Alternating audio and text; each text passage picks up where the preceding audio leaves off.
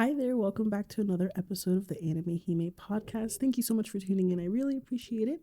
And for this episode, we're going to be talking about some winter 2023 anime that I've watched, and we're going to be talking about my takes on them and reviewing them and rating them. And we will also be talking about some spring anime that I'm looking forward to for this 2024 spring season. So stay tuned.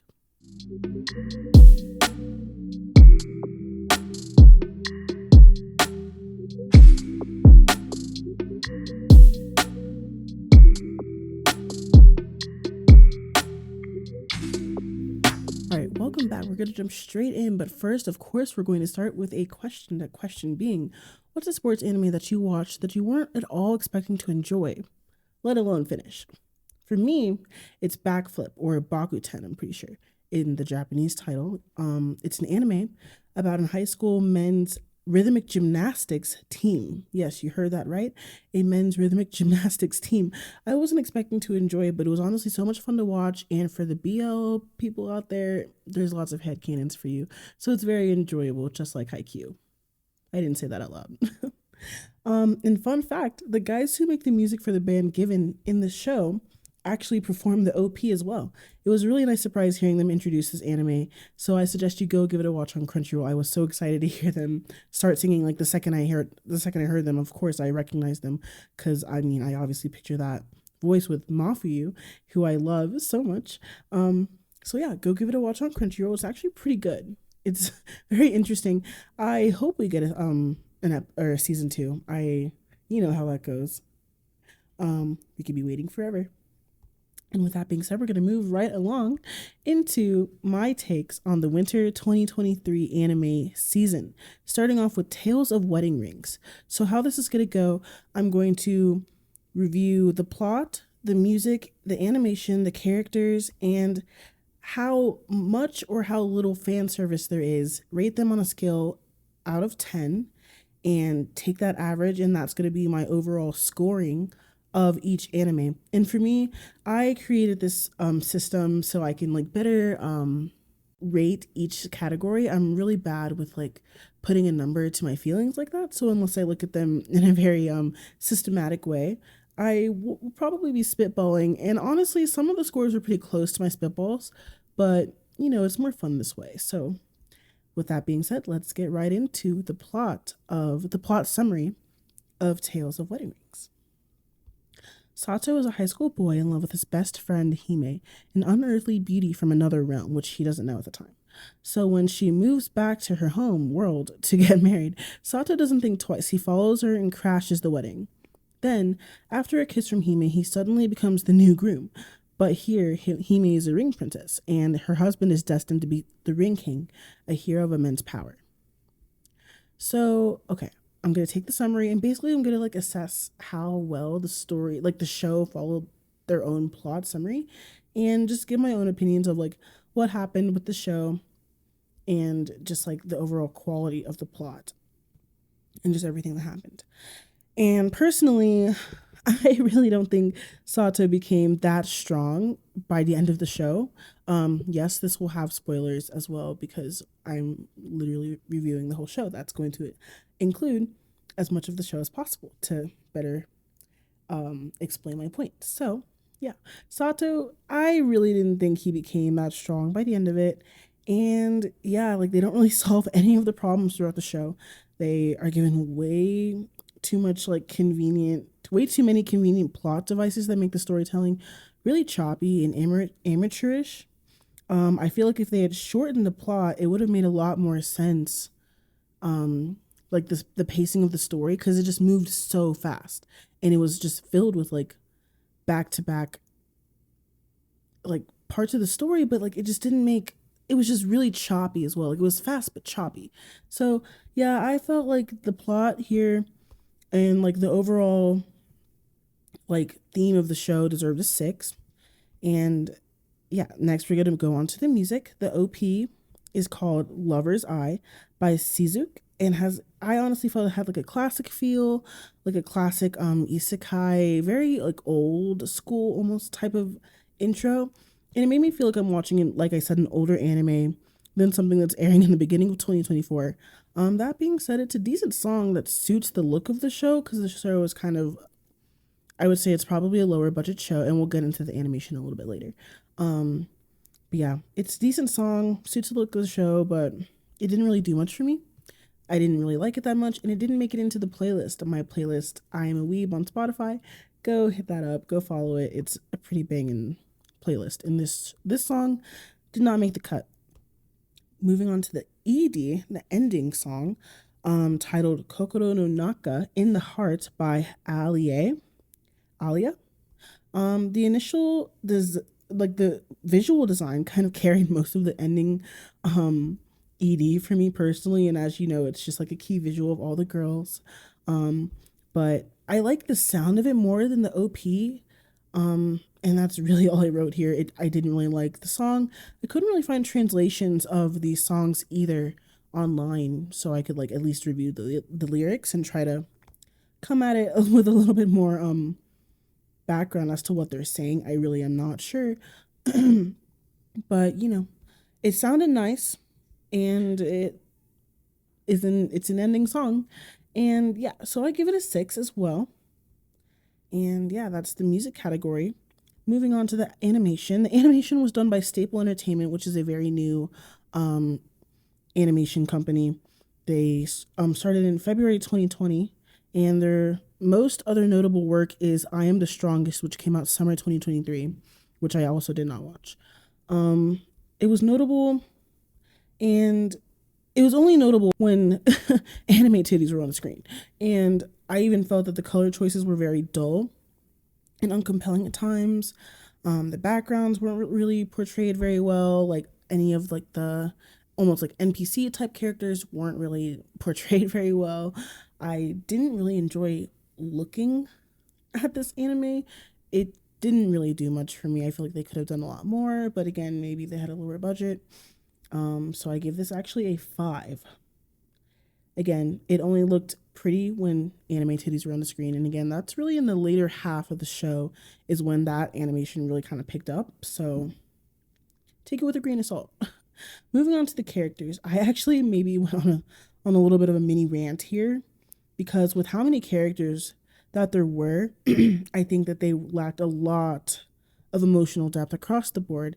And as you included more characters, the less depth is portrayed, which just meant I feel like they were, again, rushing the plot. Like you could have slowed it down, introduced only a couple princesses at a time.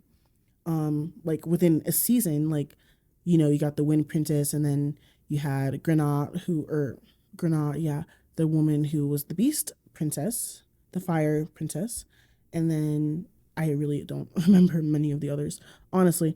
But like they introduced like 4 or maybe 3 princesses in the first like 4 or 5 episodes. And again, I just felt that was really rushed. They set up a lot of plot devices to like make that happen. Like, oh wow, we're right next to the fire princess. Coincidentally, let's go get her. And they were literally on their way to go find another one. So it's like, it's just a little too convenient. But I'm moving on to the characters. Yeah, more characters, less depth. And so I kind of wish that it was longer, but I also don't think it should have been any longer because it was kind of trash. Um, but yeah, I mean, like if they had gone into depth on the characters and just like, having some of their inner monologues to like, I don't know, like you have 5 wives, but like you only get to hear the thoughts of Hime and maybe Nefertis in the beginning. And after that, they're just kind of like thoughtless beings that are just like, I need to help Sato. I want to fuck Sato. It's like, okay, there's more to it. There should be more to it, but there wasn't. And that was kind of disappointing. Yeah, like I said, like they didn't really have a lot of thoughts behind that brain. Um, like Hime has a train of thought, and it's just all about her and Sato being pissed about the situation that she created. I thought that was ridiculous. Like you decided to marry him, you didn't have to. You could have married the other guy, completed your duties, and then like gone back and just like hooked up with Sato the whole time. Like you're a princess, you can do whatever you want. So, but you decided to make him the ring king, and then you're mad that he has to marry all these other women and lay with them. Like that's the whole point of being a husband. And again, you put him in that situation. So I just didn't really understand why she was so upset. I feel like she shouldn't have been this upset for the whole show, to the point that she literally was going to give up on the whole like planet, essentially, like of that world that she's from. She was contradictory the whole time. She just literally was going to just, when they ended up going back to their earth world, like here on our earth, let's say, and the fifth princess finally showed herself, she was like, yeah, no, it's okay, we're good. Like, they don't need us. And that's just not very regal of her. Like, you're a literal princess and you never ever cared about the planet you're from. So it just really didn't make any sense to me. And so I give this a 4. I give the character design a 4. I will say though that Nephritis is the best girl because she was the only character that went through any change in this whole show. She even tore down her parents' statue just to be the best version of herself and to complete her duties on her own volition. No one forced her. She decided to do this because she wanted to change. She didn't want to stay a caged bird her whole life, you know? And I think the old wizard guy is the best because he was the only reliable guy in this whole show, and he made good on every word every single time, despite making a lot of guesses along the way. His relationship was completely a plot device with the older sister. Yeah, it was completely a plot device that was implanted to make that story move along and to give them an out when they're obviously not strong enough at the end to win completely against the bad guy. Um, yeah, he was the most useful, and so he kind of gets this by default. The other guy, I forget his name. He was like the side. He was the guy who was originally going to marry Hime. Um, yeah, his character, like, you can't. I don't know. I'll never trust him because like you literally have a whole other family country that you're supposed to be like defending and fighting for, and you're literally supposed to be like taking over this country, like you're supposed to be stealing the rings. And so yeah, I'll never trust him. He's definitely a mole for sure. Moving on. I The next category is the fan service category. This one, okay, I kind of have like a specific take on this, and I'll explain that now. So basically, this was obviously rated mature because of the themes of polygamy, and like I previously said, the show only looked pretty when there were anime titties on the screen. And in this aspect alone, it probably carried the show for a lot of people. With that being said, I feel like because they were a literal harem and it was done in a very tasteful way, I have to give this fan service category an 8. Like, yeah, they're topless, but it was never lewd or perverted. Sato never like started bleeding from his nose or anything. Nothing was creepy. Nothing was predatory. It was just, my wives were naked. And I feel like that's normal. Like, women being naked isn't necessarily sexual. It's just a state of fact. Like, it's just, oh, this is it. So yeah, I mean, I try not to like sexualize every single anime character that pops up on the screen because like a lot of them are underage and a lot of them, it's just not what is needed in that moment. So I feel like the way they did it, it was actually very tasteful, and it wasn't really like super ecchi, super like hentai-ish. So yeah, overall, I probably will give it an 8. I say 8 versus like a 2 because I rate that category a little bit opposite. Like a 1 would mean that there's like a crap ton of really like super perverted, super disturbing fan service in the plot. And a 10 would mean, yeah, there's really no fan service. It's just there's zero fan service. It's completely wholesome. So yeah, an 8 for the fan service category. Overall, after taking the totals of each category and averaging them out, the show gets a 5.8 out of 10. I probably would have previously rated it like a 4 in my book personally. So I'm glad that I actually took each category subjectively because then, it gets a little bit higher of a score.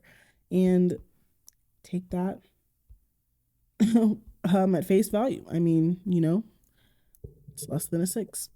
I didn't think it was that great, but it already has an announcement for season 2, but not frieren. I am upset, and we'll talk about frieren later on because Yeah, we'll talk about frieren later on. Yeah. Next up is the Sanko gals, or Hokkaido gals, are super adorable. I really like this show. I thought it was super fun and adorable. So for the plot, high school boy Tsubasa moves to Kitami City up in Hokkaido, where he meets a gal at a bus stop. The sight of her standing alone against the white snowscape, bare-legged, despite the freezing cold, captures his heart. And yeah, I mean, that one was a quick summary recap, but honestly, it's just straightforward as that. He sees this girl, and before he knows it, he falls for her. I mean, she's a sweet girl, and yeah, I mean, on top of making some friends along the way, mainly other gal type, super pretty, fashionable girls, um, and yeah, it's straightforward. So is the grandmother. Oh, the Obachan. She was a super sweet lady. It's obvious she only wanted the best for her grandson.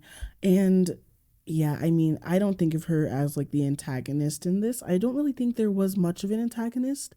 You could argue that Sayudin was, but I really don't think she was. um, so yeah, the grandma was super sweet. And then Fuyuki's mom. So the parental figures in this show was a bit more fun and youthful, and she had some Cupid tendencies when it came to her daughter in Subasa's relationship. I really liked how Subasa didn't play the ignorant role when it came to questioning his relationship with Fuyuki. He didn't realize his feelings until about episode 9 or so, which is also when Sayuri really started to dip out of the plot overall, which I'll circle back to. But yeah, he didn't really shy away like a lot of male MCs do in a romance plot. I feel like a lot of them are like, "Oh no, like she likes me. No, she doesn't like me. There's no way she likes me. I'm a loser. I'm this, I'm that, I'm this, I'm that." Like, no, there's no way. But the second Subasa really started thinking about like a relationship with Fuyuki, and like if what she's hinting at is a relationship that she wants with him, he really kind of like instantly let himself run free with it. And I really appreciate that, because like it's really discouraging to have someone that you like refuse to like acknowledge your feelings. It's almost kind of rude at that point. Um but yeah, and that was about episode 9 when he realized, and Sayuri, like I said, really started to dip out in the plot overall here. I really liked her character, but she ended up being such a minor side character halfway through the show until like about the last episode, where she does have a one-on-one conversation with Fuyuki. Um, and we'll talk about the characters a little bit later on as well. I get so excited to talk about the characters because I just love character design in general. I think it's the best part of any show, anime or like a 3D show, like anything. It's definitely my favorite part. But I will say, I hope if we get a second season, she fights harder for her relationship with Tsubasa, because she definitely likes him. They hinted at that throughout the whole show. It was so obvious how she felt about him, but it was also super obvious how inferior she felt to Fuyuki, even though Fuyuki always regarded her with respect and as equals. I feel like, if anything, she gave her multiple chances to make her move on Tsubasa. She was very cautious because I could tell how much she respected Sayuri, and she wanted to make sure that she gave her a chance. She probably saw that she was pretty shy and not as outgoing as her. And so there was a lot of times where she hesitated herself to even acknowledge her own feelings, but also to like, do things first. Like she wanted to give her the chance to give Subasa the chocolates first.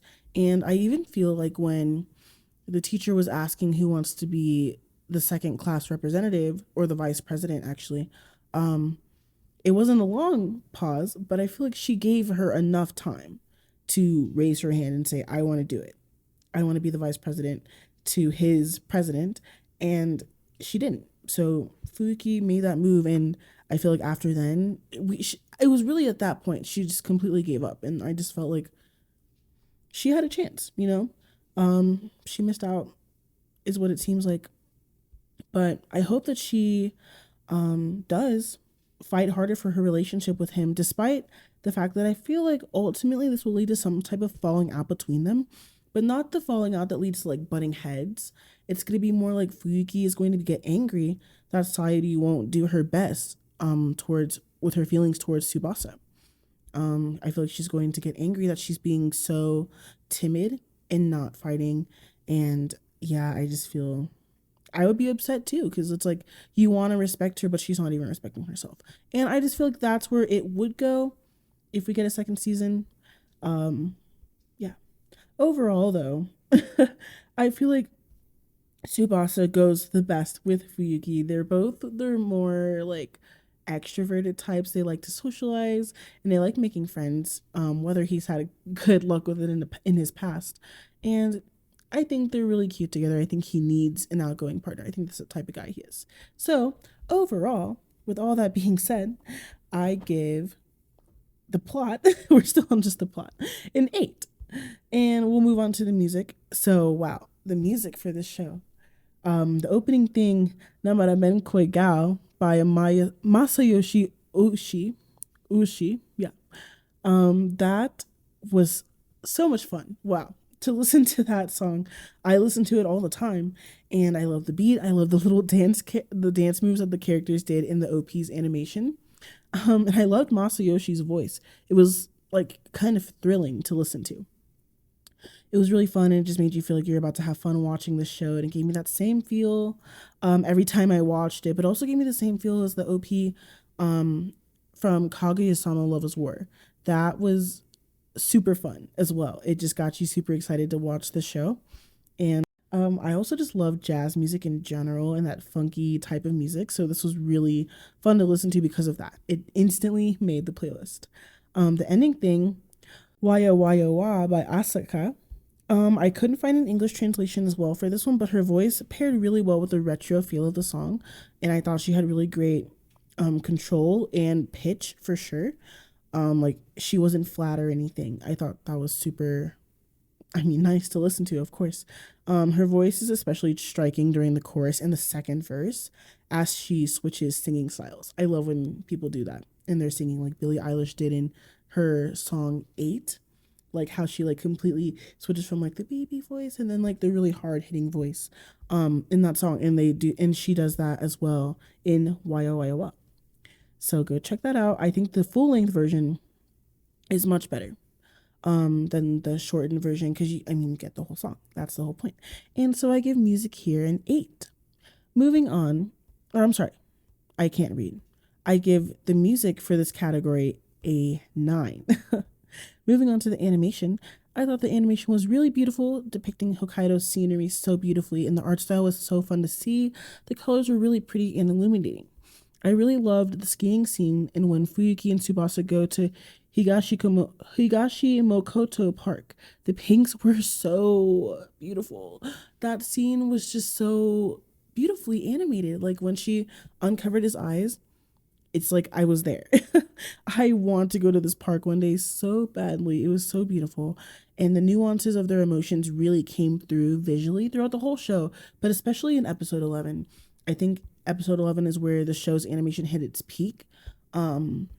Yeah, this park, Fuyuki looked beautiful. Tsubasa was really expressive at this time. And so, yeah, I just really appreciate episode 11 specifically. And fun fact about episode 11, it was titled Youth Hits Super Hard in the Feels, which in Japanese is titled Seishun to Namara Emoi. Emoi is the Hokkaido dialect for emo, sad or melancholic.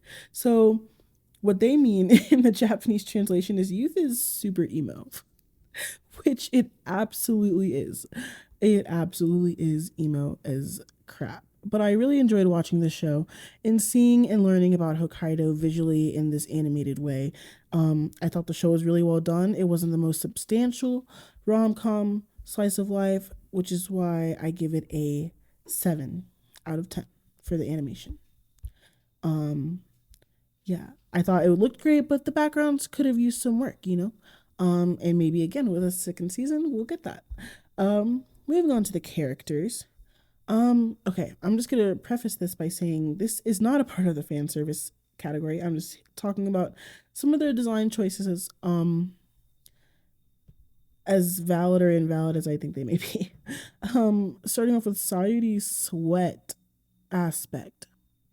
It wasn't relevant past the third episode, which is when they go skiing, it was definitely more of an etchy type plot device that was completely meaningless because it's never brought up again. We don't see her sweating at all. And I know she avoids people and avoid physical activity to avoid sweating, but she like I was a kid in middle school who would sweat nonstop. So her being in school should, at least have her sweating at least a little bit throughout the day. I know it's cold at school, but at that point, that type of sweat is not just like weather based, temperature based. It's like you're just sweating because you're nervous. And that kind of seems what it is like based on because of her personality. So again, I just thought it was kind of weird that they did that in episode 3 and then they literally never bring it up again. I didn't really appreciate that. I just thought that was kind of weird. Other than that, I thought the character design was pretty pleasing, and I loved how the whole show was basically casted by gals supporting gals. I thought that was so cute, and I love how just like they all had their own individual styles and just how they all were their own unique person, and like they weren't just like high school girls all going to high school with nothing necessarily super standing, like nothing would really stand out about them. Like I feel like we get a lot of shows like that where they're just girls and that's really all. But yeah, the show, they all have their own unique individual personality types, so that was really nice. I think the best boy and best girl for the show is fairly obvious. It is definitely Tsubasa and Fuyuki. I think they take the cake for sure.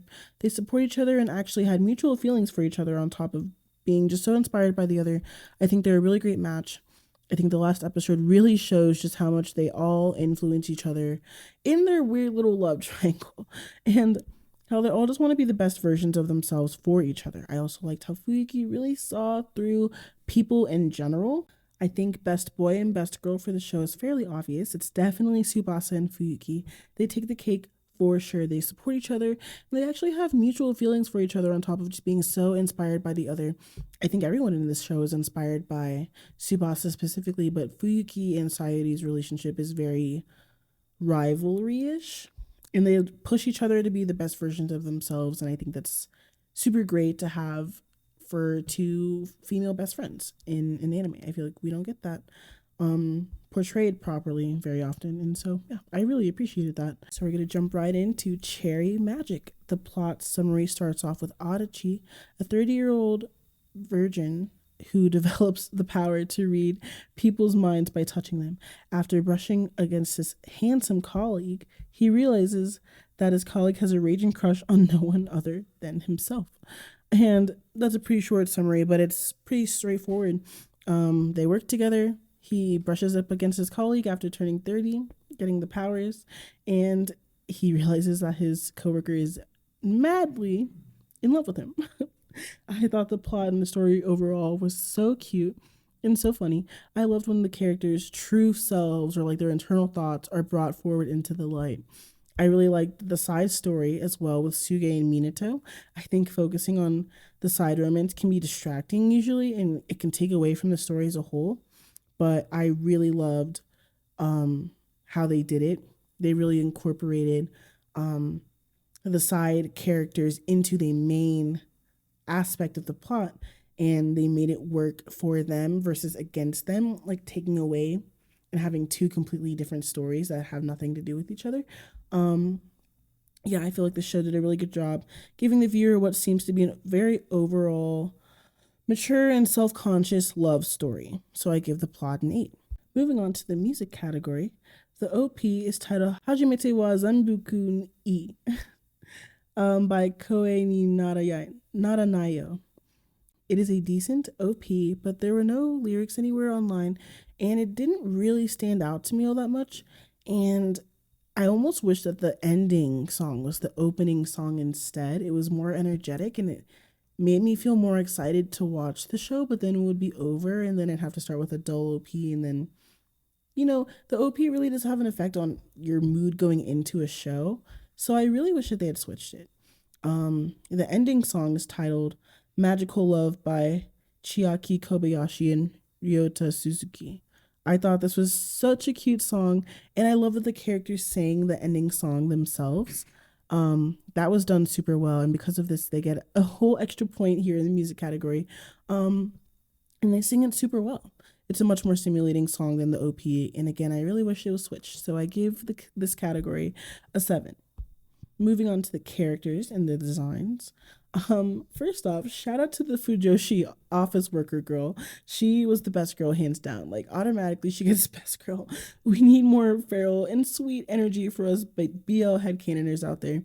She was way too relatable, just like completely shipping them to herself. I thought that was the best part. And she might also be able to see the future because she picked up on all those micro emotions that she was putting out in a heartbeat. This is also what we call the queer agenda. Just kidding. That being a woman who internally ships two of her already super fruity coworkers together. The queer agenda. I thought the character design itself was a bit lackluster, but boy, did the voice acting come through. I thought their voices fit these characters so damn well, and they did a really great job. Suge, he is definitely best boy, hands down. And Minato being a tsundere is so fun. The story needed someone to bring in that wild side. Not that he even is wild, but he just brought a good sense of youthfulness to the show that it definitely needed, with all the characters being at least 30. You know, it needs some youthfulness, some angst, just a little bit. So I give this category an 8 as well. The fan service category. I thought the fan service was very minimal. And considering BL that we've had in the past, nothing was super pushy or forceful, especially in comparison to those. Even in the moments that Kurosawa wanted to be more direct and handsy, he was always controlling himself and kept Adachi in mind at all times. That was the best part for me. Nothing was creepy, nothing was disturbing. We obviously get a sex scene at the end, but I'd say it was handled really well. Making out with a partner consensually isn't really fan service in my mind, which is really the only other displays of affection that we truly get besides people, hugging. That was just a part of their story and relationship. So that being said, I give this category a 9. Because again, they were consenting adults. That's not fan service. That's just a relationship playing out, And so the overall score after rating and averaging all of them is a 7.8 out of 10. That's pretty good, all things considered, for BL. I really enjoyed it. And I definitely, again, hope that we get a season 2. Because, who doesn't want more office romance? It's the best thing. So let's get into the plot for Frieren Beyond Journey's End. For 10 years, elf mage Frieren traveled with Himmel the hero, Hyter the priest, and Eisen the dwarf warrior as they quested on their journey to destroy the Demon King. At the end of their journey, Frieren set out on her own, not quite understanding how differently time flows for her versus her human companions. Reunited after 50 years only to see them wither and die, Frieren begins to ponder the nature of connections at a time where it's already too late to say goodbye. That aspect alone makes me want to cry. Wow. The plot summary. Wow. Okay. This show was so sad and so fun and so deep and so entertaining. I loved every part of this journey. The story was told so extremely well, and I loved how there's so many paths the story could take going forward when we get a season 2 announcement. I refuse to believe that we're not going to get one. Fingers crossed. I love how they didn't just show us how strong Frieren was until, I dare say, the second part of the first class mage test. They did a really good job world building, explaining the magic system. They didn't just straight up show us her blowing away the demon girl, Aura? Yeah, they didn't just show us Frieren destroying the Demon King straight up and move on. Like, they took their time to explain in small details just how magic works in this world. And they did a really good job building it and just explaining along the way, taking the slow path on the journey. And I love that. I love the fact that She was the boss for a test like that is so cool, though. I feel like they really would have won that a lot faster if they had just thrown a mimic chest into the room with the stone frieren. I feel like that would have been the most effective way to win. She would have been completely captured, and it's really hard to get out of that by yourself. I mean, as she clearly stated for us, because she's gotten stuck multiple times. I love that. That was so funny. Um, yeah, I also enjoyed how, despite being so strong, she isn't necessarily the best, and she's still super flawed, especially emotionally. Like her emotional connections are extremely lacking with a lot of different characters, as you will definitely see, because you definitely have to watch this show. I feel like Frieren being such a stoic elf, she sees herself as completely inhumane, but everything she does just makes her seem super humane and loving and caring, despite not at all exuding that energy. An example of that is like fixing Fern's staff, going to see an old friend, and not calling him out on his memory loss. I could tell she was completely affected by his statement about her party, her original party, going out to defeat the Demon King, and she just let him have it, and that's kind of what you're supposed to do. You don't fight people that have memory loss. You just kind of say, okay, yeah. And, no one told her to do that, but she didn't want to rattle her friend. She didn't want to make him feel old. And he was old. But yeah, she's actually very sweet. Not that deep below the surface. And I also thought another example of her sweetness was her encouraging Stark just so gently. If you can consider throwing him into the middle of a dragon pit alone, gentle or sweet, but it really added to the plot, and it just really made the main character, who again just probably feels like she's not that nice. Um, it just They just showed her being super sweet the whole time, especially when she breaks down and cries about the fact that she missed out on knowing Himmel, who was definitely in love with her. Let's be real. He's down bad. He was down bad. R.I.P. for Frieren. And so, yeah, I feel like this plot, the whole thing, the whole story was a 10 out of 10. This was so fun to watch. And again, I can't wait for a season 2 because we are definitely getting one. I refuse to not get one. And moving on, we have 2 opening songs and 1 ending song. The first opening song was Yusha, or Hero, by Yoasobi, and the second one is Hareru by Yorushika. They are both bangers in their own regard. They fit the vibe. They remind you of the show even without watching like the opening visuals, and they sound great. I loved how Yoasobi also made an English version, and it sounds just as good as the original. I thought the order was actually perfect as well. It felt that they really wanted to capture the audience in the first cur of the season, and I feel like that was a good strategy on the developers' end. I feel like if it had been the slower one on top of a slow paced first couple of episodes, it might not have been as much of a hit. But Yoasobi, they also sang Idol. They won an award for Idol at the Crunchyroll Anime Awards this year. Idol's such a great song. They're such a great band, and Yusha is so fun to listen to. Definitely instantly made the playlist. So go give it a listen. um, and the ending song, Anytime, Anywhere by Millet. Wow. I got one word. Tears. Tears. This song has made me cry. And it was just so sweet. I love that the little English bit in the beginning was said very well. It sounded so great. Like the whole song just, I like how they take the first half of the song for the first cur and the second half of the song for the second cur. It's such a chill vibe, and the fact that I imagine this is Frieren's point of view, like her thoughts. Um, yeah, it just her thoughts of Himmel. It just makes me so emotional. I literally have the little like crying smiley face emoji. Millet really ate here, and the OST is also just so wholesome and heartwarming. And I really hope they release like an official soundtrack, because this again was a 10 out of 10, and I could listen to all these songs all day long, and I probably will tomorrow at work.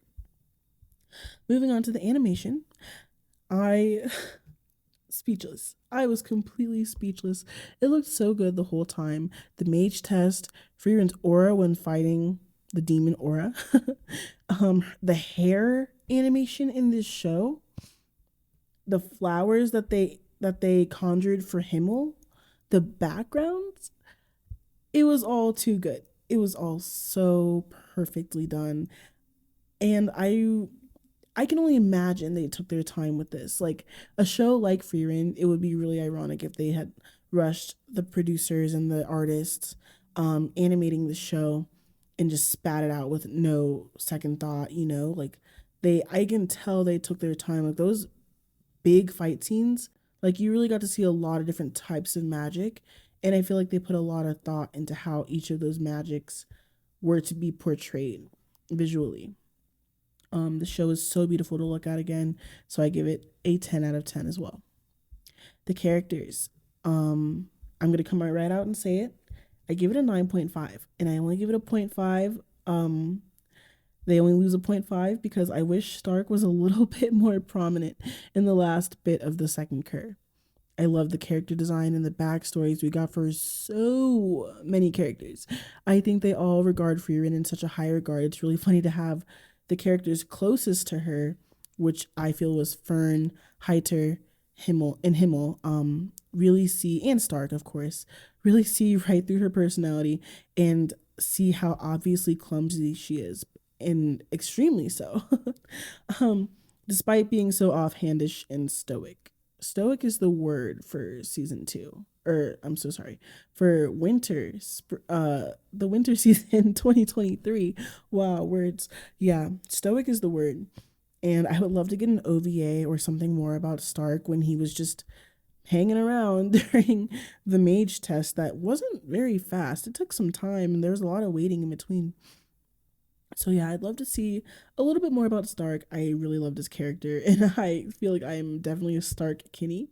He is my boy. Just kind of nervous to try, but like once you do, you nail it out of the park. Like that's my vibe. Moving on to the fan service category, I feel that this was a show that kids, like children, could watch, and in the sense that there was basically zero fan service unless you count when Frieren blew Himmel a kiss.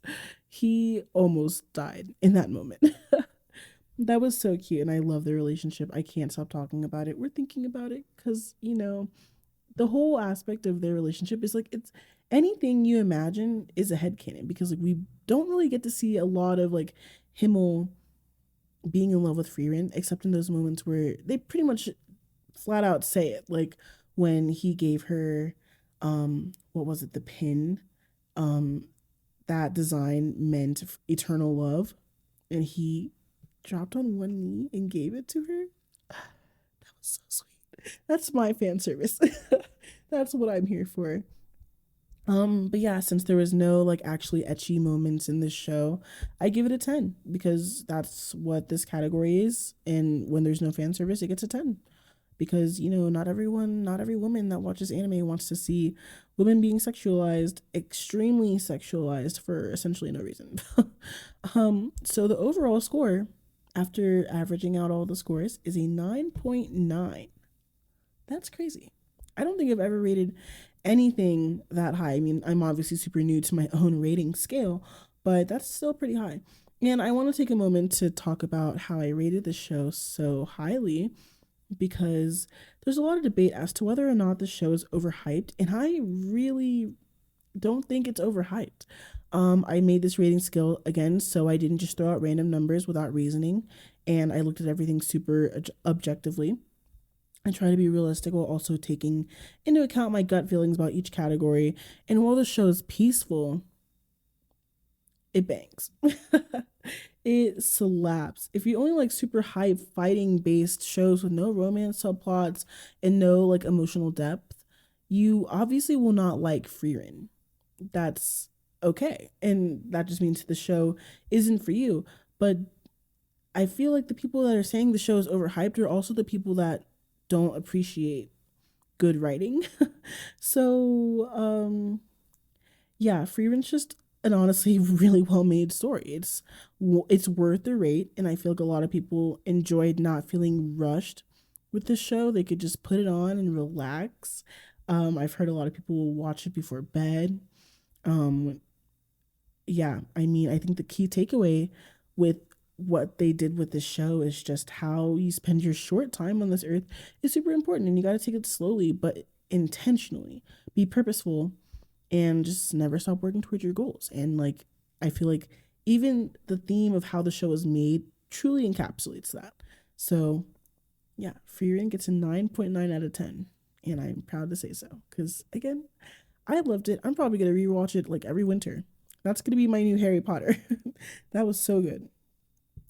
Moving on to the next show in this episode today is going to be the Apothecary Diaries. Again, stoic is the word. I love this show. And yeah, we're going to get into the plot summary. Set in a fictional country in Imperial China, apothecary Mao Mao was out collecting herbs. Don't don't gas me. When she was kidnapped by procurers for the imperial harem, an easy way for unscrupulous people to get money by having relatives go work in the rear palace. Hiding her skills and knowledge, Mao Mao hopes to just glide by, earning as little as possible for her kidnappers during her term of service. But such is not to be. When royal infants begin dying, Mao Mao can't resist letting people know the cause. This catches the eye of a far too handsome Jinshi, who elevates Mao Mao from laundry maid to poison taster to the emperor's favorite concubine. So much for flying under the radar.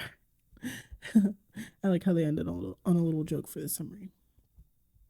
Mao Mao, being who she is the sole drive and heart of the show.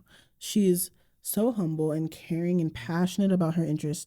She can't help but be a hero, even though that's never her intention. She is not a heroine. She's just a girl kind of seeing what's going on, making up headcanons and acting on them because if they're dangerous, she's going to help people. And it's as straightforward as that. She's another sweet and stoic character we had this season, and I love that. She couldn't help but show up for the people around her. So I give this plot in the summary a 10. For the music, wow, I have so much written here, so prepare. The OST is absolutely stunning. It's stimulating and beautifully written, composed by Satoru Kosaki, Kevin Penkin, and Elisa Okehazama.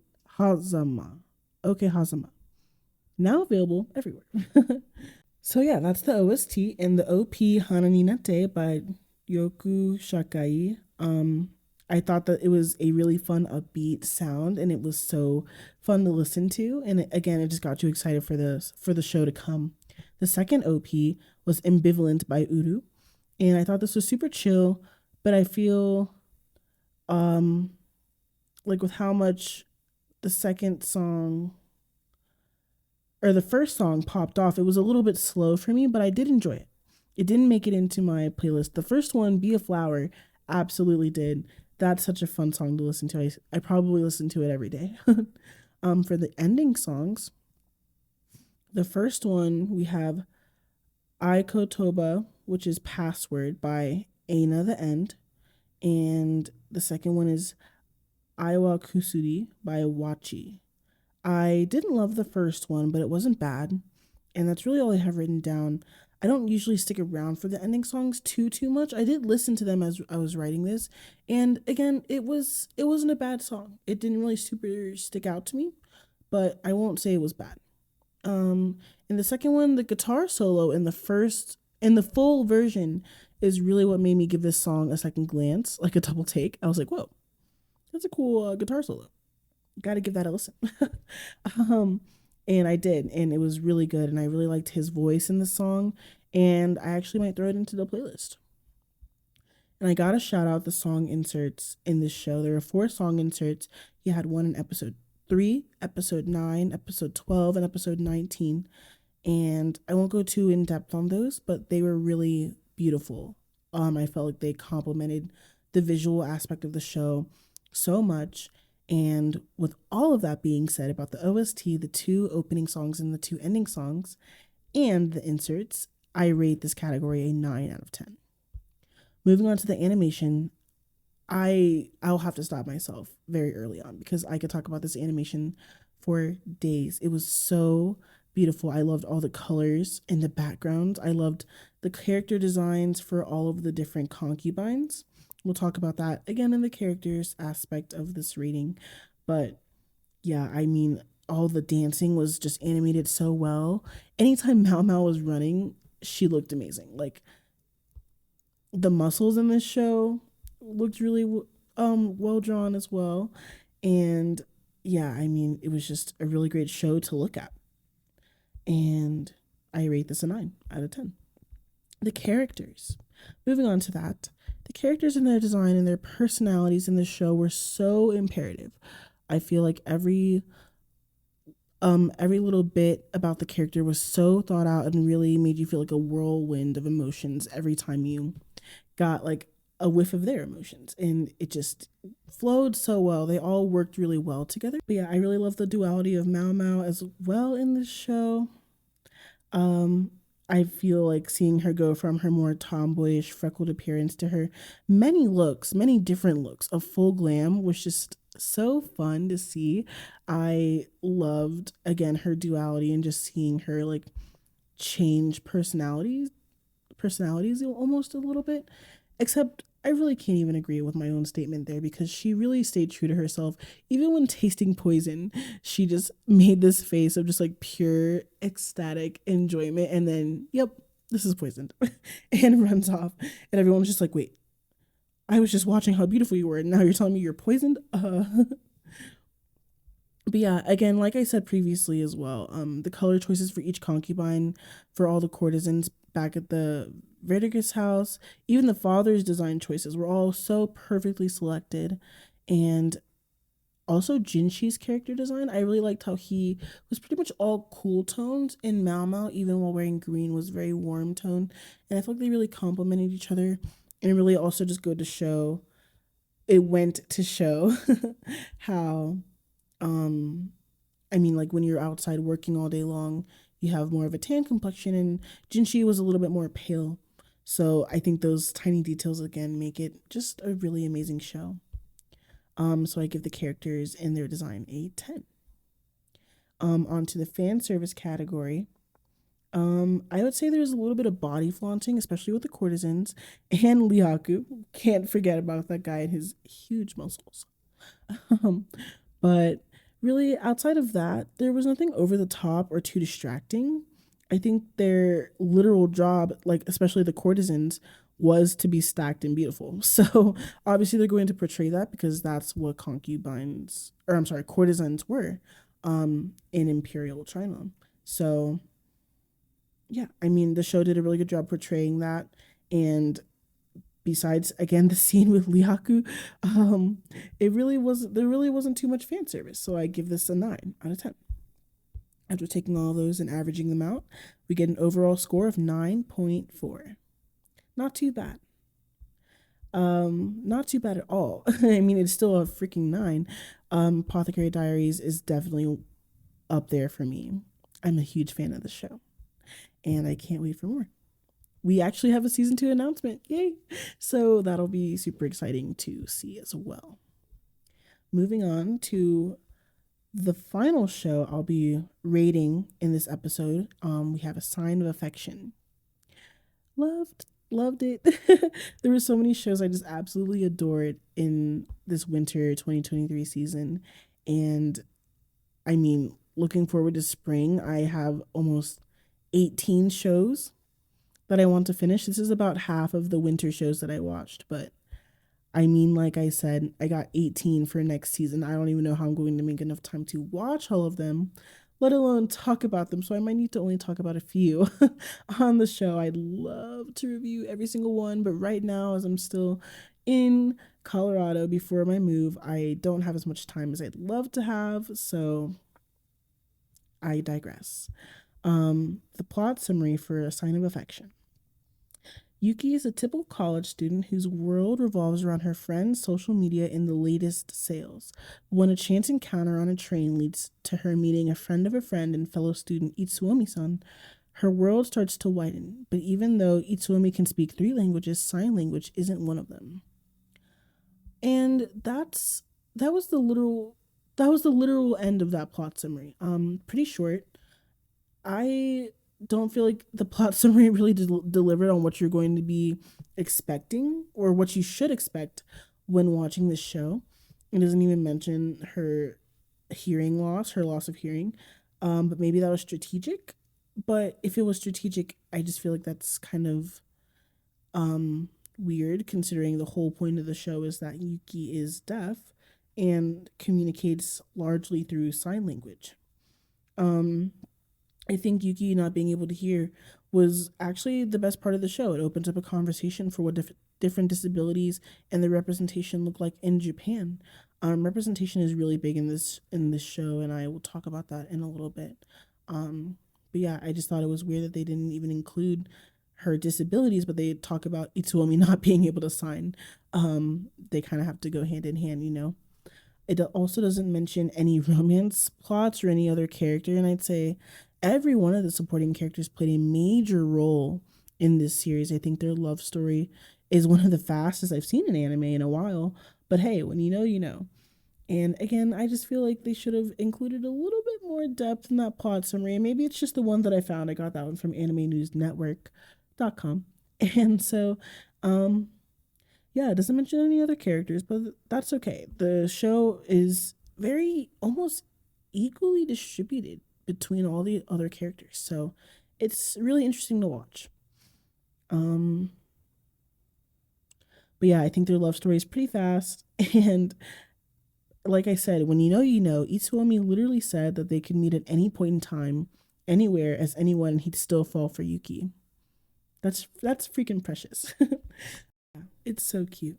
I also like how the show didn't really need any devices or patches to make this story work. All they did was meet and boom.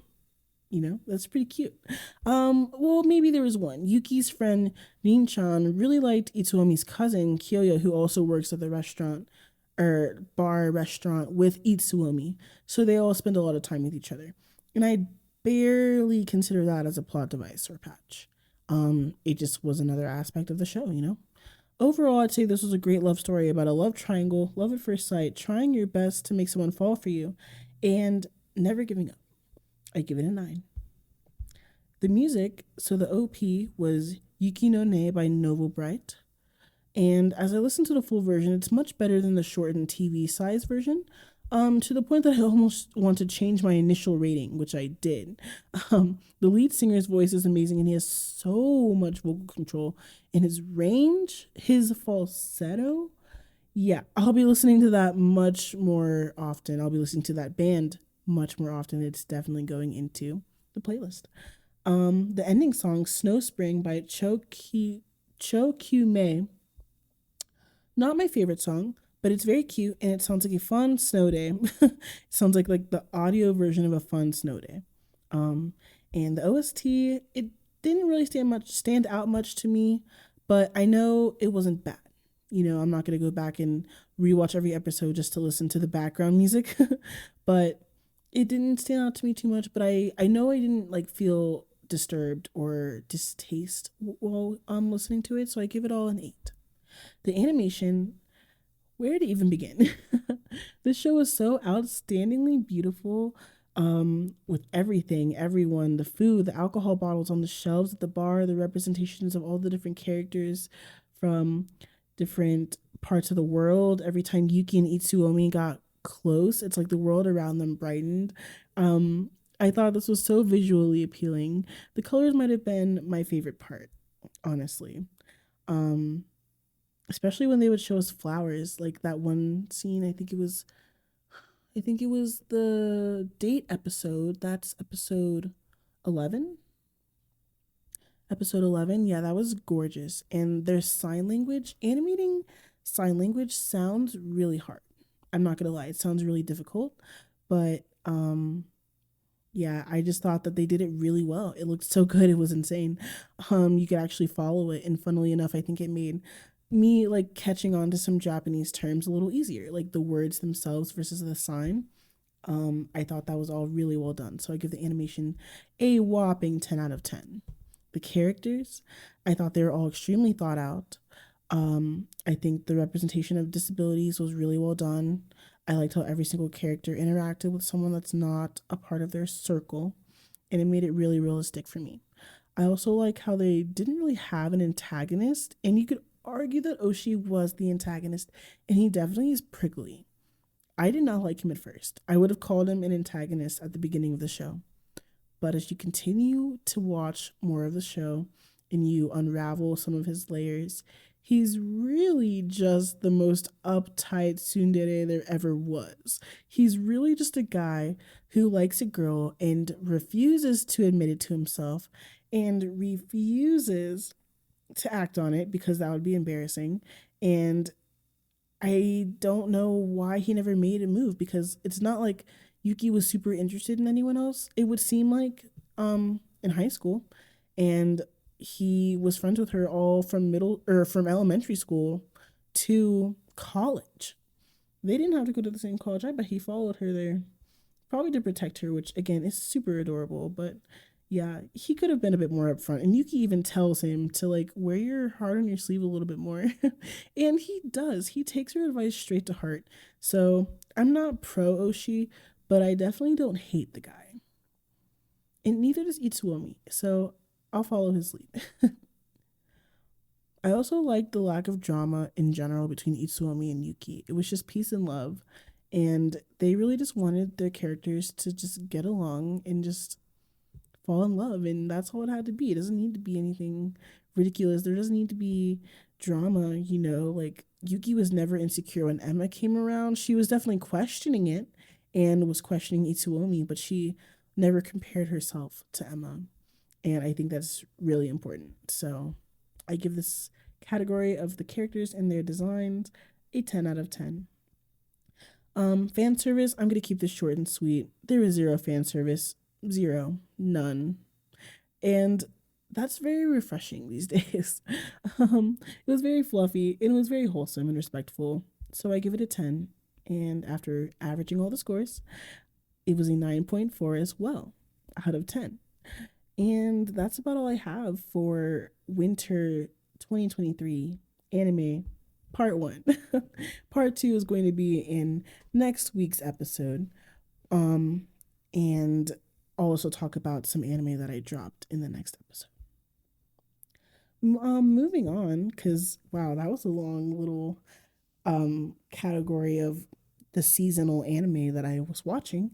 I'll quickly talk about some cosplay and convention updates. So I decided that my next cosplay, from the help of all of the lovely people that follow me on Twitter, I decided to cosplay next Mitsuri Kanroji from Demon Slayer. I'm excited to see her more in the next season of Demon Slayer, but I'm also excited to cosplay her. I've only done one official cosplay so far.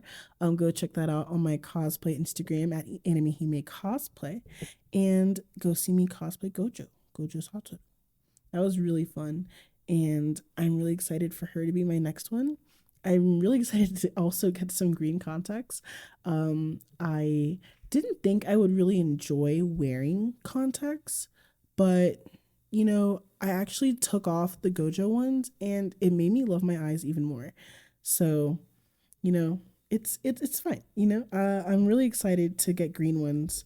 I Green is my favorite color. I mean, I made my logo green because it's my favorite color. I love plants, so it just kind of fits my overall vibe, and I think the pink and green is gonna go really good with my own logo concept.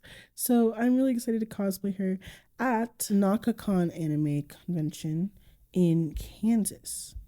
That'll be the first one I go to, and it'll be right after my move. So hopefully I make it in time.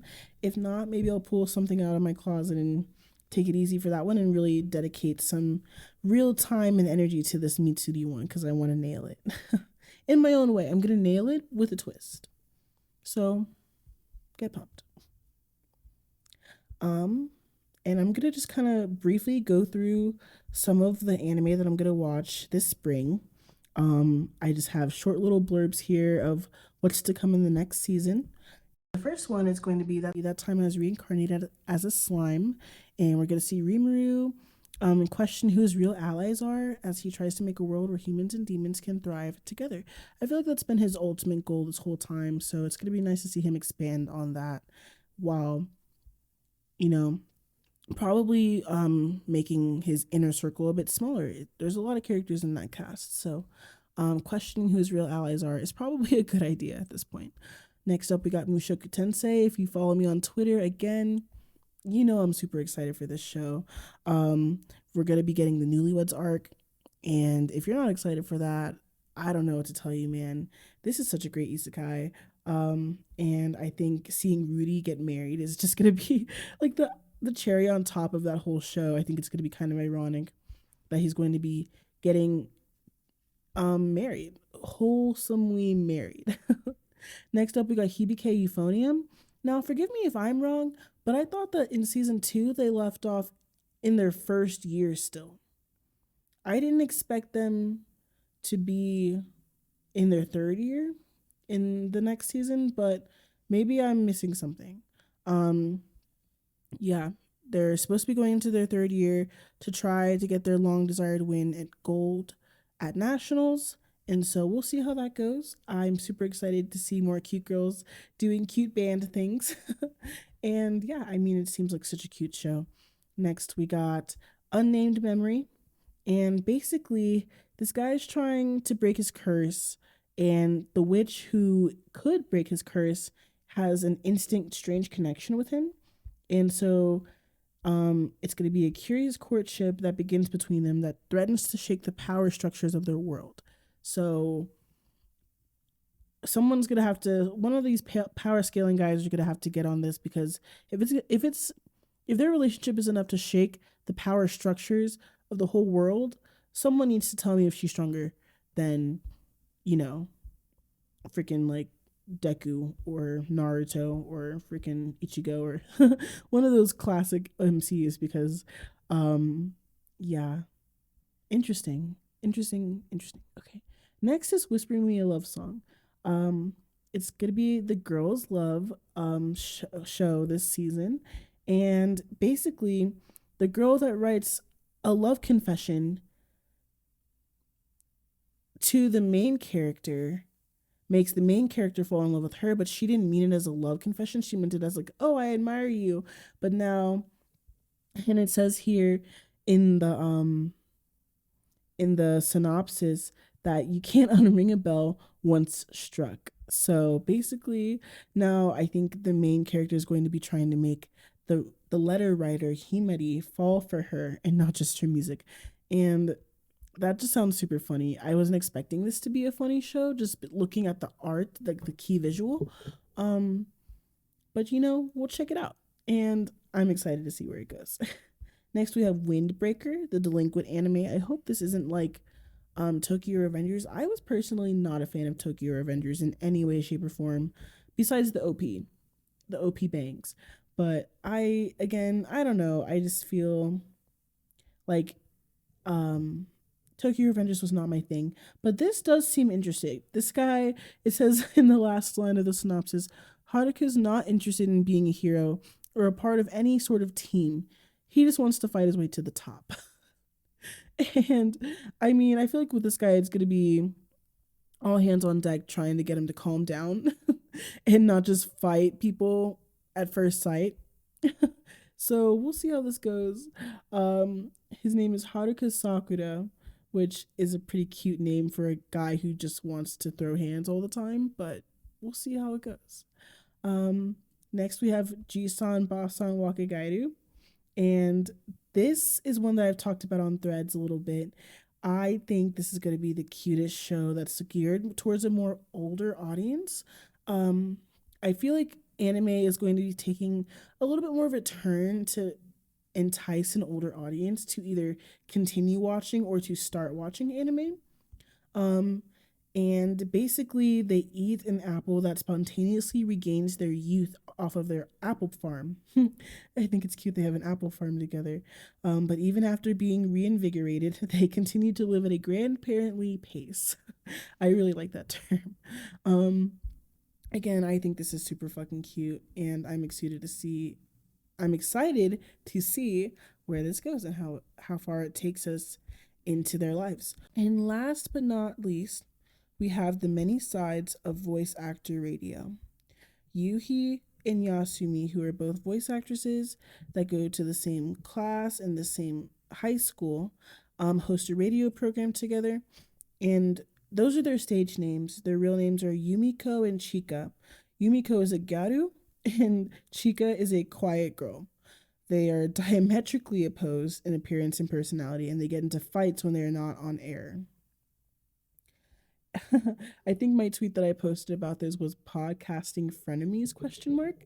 They're definitely not podcasters, but they're definitely frenemies. So I'd love to see how this plays out. And I mean that's really all I got for the spring 2020 or for spring 2024 anime season. I'm super excited to watch, and again, that's only half of the shows I'm going to be watching this spring. But it'll be easier once I move. I'll be able to do like 3 weekly episodes, and I'll be able to split up my content in each episode, so it's not just going to be like a 2.5 hour long rant sesh about everything that I watched last week. That doesn't sound fun for anyone. So bear with me. I'm going to figure out how to get this posted before I move. I don't want to just stop here. Yeah, I don't want to just start in the middle of the season either. So we'll figure out how I'm going to handle this. I might just have to say like a couple of sentences about each show and move on. But yeah, we'll see how it goes. And I just want to thank you again for tuning in. My name is Sky. This has been Anime Hime. And if you like this episode, go follow me on all of my socials at Anime Hime Podcast. It really makes a huge difference. And I appreciate it so much. I love interacting with everyone there. And I try to be super sweet to everyone. So if you need someone sweet in your life to just kind of talk to about anime, that's me. I'm your girl. And thanks for listening. Tune in next time. Bye.